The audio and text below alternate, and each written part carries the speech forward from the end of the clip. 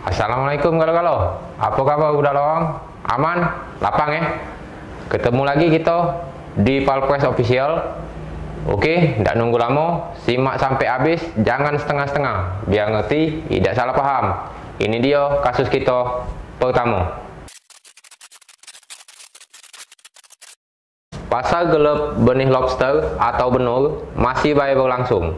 Hal ini terbongkar setelah jajaran Reskrim Polres Banyuasin menggagalkan penyeludupan benih lobster di dermaga Bongkar Muat, Desa Marga Sumsang, Kecamatan Banyuasin 2. Dalam temuan itu, polisi berhasil nyita 5 box styrofoam yang berisi 28.200 ekor benih lobster. Rencananya, lobster itu nak dijual ke Singapura. Lapang. Anggota Reskrim Polres Banyuasin berhasil membongkar pasar gelap penyelundupan benih lobster atau benur di dermaga Bongkar Muat di Desa Marga Sumsang, Kecamatan Banyuasin 2. Anggota juga berhasil menangkap 2 pemain berinisial YM dan NAS dengan barang bukti berupa 5 box styrofoam berisi 28.200 ekor benih lobster. Wakapolres Banyuasin Kompol Yeni Diati menjelaskan para pemain benih benur ilegal ini diamankan sekitar pukul 11 malam awal pekan kemarin. Saat ditangkap, kedua pelaku membawa 5 box styrofoam yang berisikan 28.200 ekor benih lobster dengan 3 varian, yaitu mutiara, pasir, dan jarung. Hari ini kami menginformasikan dari jajaran Polres Banyuasin, dalam hal ini Polsek Sumsang, semalam pada tanggal 29 Desember 2020 kurang lebih pukul 22.00 telah melakukan penangkapan terhadap pelaku penyelundupan benih lobster. Untuk jumlah sekitar 5 box styrofoam, di mana masing-masing 1 box styrofoam terdiri dari 28.200 benih lobster, ya, yang terdiri dari jenis lobster mutiara, pasir, maupun jarong. Sebelum tertangkap tangan, kedua pelaku benur rencananya akan dikirim ke Singapura dengan menggunakan jalur laut melalui speedboat. Dengan jumlah sebanyak itu, negara berpotensi merugi hingga 2,5 miliar.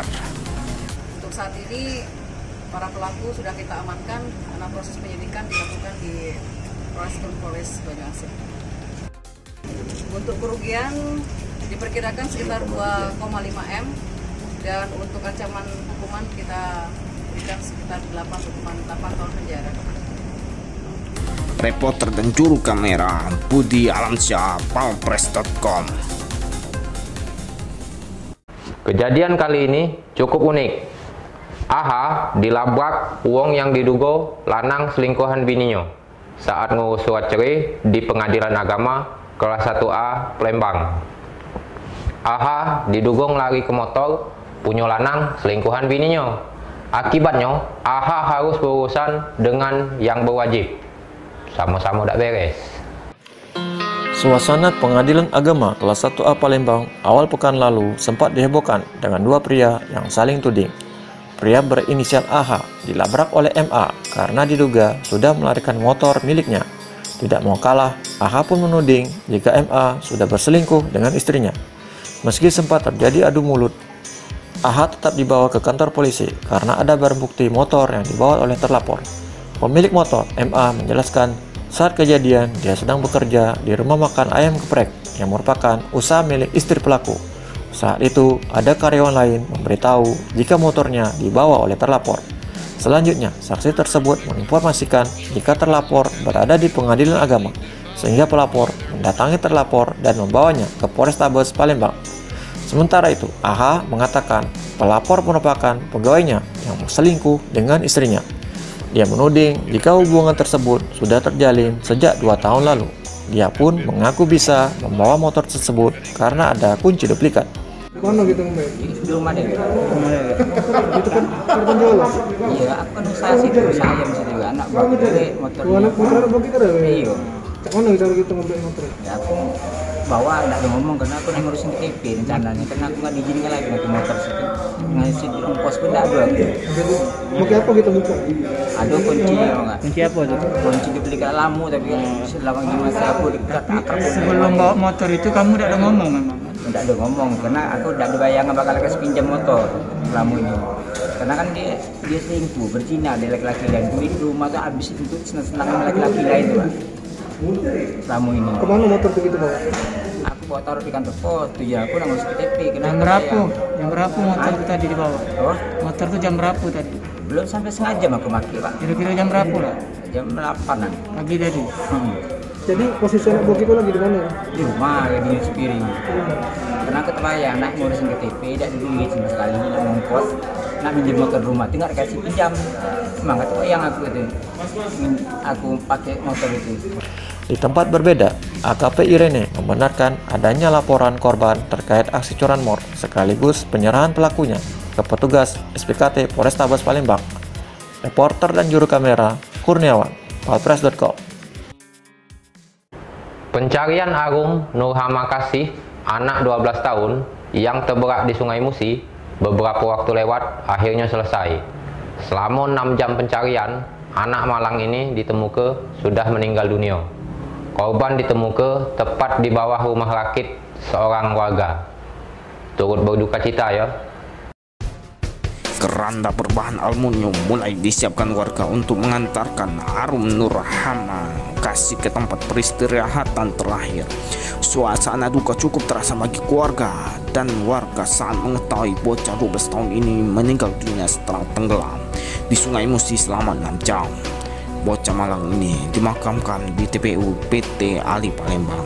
Ketua RT 4 Lorong Salendra, Kecamatan Seberang Ulu 1, M. Saring mengatakan korban diketahui tenggelam sekitar pukul 4 sore dan baru diketemukan pukul 10 malam. Saat itu korban sedang berenang bersama 4 teman lainnya di dekat jembatan Musina. Keempat teman korban berhasil selamat sedang korban tenggelam. Ia menjelaskan bahwa korban ini tidak terlalu bisa berenang, ditambah saat mandi di bawah jembatan tersebut tidak izin orang tuanya. Orang rumah yang mandi itu 3, 2 tidak mandi. Hanya ini 2 orang, yang satu bisa diselamatkan warga di sana, yang satu lagi tenggelam. Itu bisa berenang nggak korban itu? Ini informasinya dari keluarganya nih, kurang bisa berenang. Sementara itu, Ketua RT 11 Puput mengatakan saat kejadian belasan anak-anak sedang berenang di lokasi kejadian. Kemudian ia mendengar ada yang berteriak dan meminta tolong. Saat itu arus sungai cukup deras sehingga korban hilang. Aku tadi kalau anakku tidak kate yang menyingok tadi mungkin tidak juga ya nolongnya. Tidak kate orang sepi kami bertiga ibunya. Tapi sebelumnya kenal lah Bu dengan ini? Tidak kenal. Jadi untuk yang selamat itu langsung ibu? Ya langsung bawa. Langsung geret ke tengah itu. Aku lemas sudah dipijak-pijaknya kan. Sampai pingsan juga aku ditolong oleh bapak, ada bapak situ denger wong menyengit-nyengit. Saat itu harus memang degas. Lagi terus ya? Degas nyala balik Agus tuh degas.